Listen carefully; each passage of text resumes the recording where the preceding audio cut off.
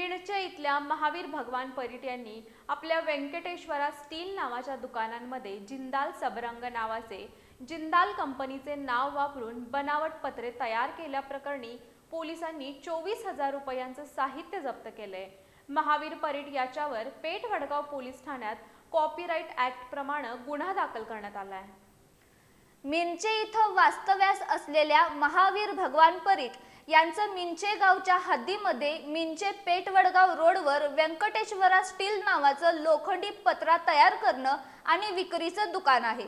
महावीर परीट यांनी जिंदाल कंपनीचे जिंदाल सबरंग हे नाव बेकायदेशीररित्या वापरून बनावट पत्रे तयार करत असल्याची माहिती जिंदाल कंपनीचे मयुरेश राजेश धुमाळ यांना मिळाली होती। याबाबतची तपासणी आणि कारवाईबाबत कंपनीचं अधिकारपत्र पेठ वडगाव पोलिसांना देऊन पंचासह पेठ वडगाव पोलिसांनी व्यंकटेश्वरा स्टील या दुकानात तपासणी केली असता जिंदाल सबरंगचं नाव वापरून बनावट पत्रे तयार करत असल्याचं सिद्ध झालं। यावेळी पोलिसांनी 12,000 रुपये किमतीचे 10 पत्रे आणि 12,000 रुपये किमतीचे जिंदाल कंपनीच्या नावाचे प्लास्टिक रोल असं सुमारे 24,000 रुपये किमतीचं साहित्य जप्त केलं असून महावीर परीट याच्यावर कॉपीराइट ऍक्ट प्रमाणे गुन्हा दाखल करण्यात आलाय।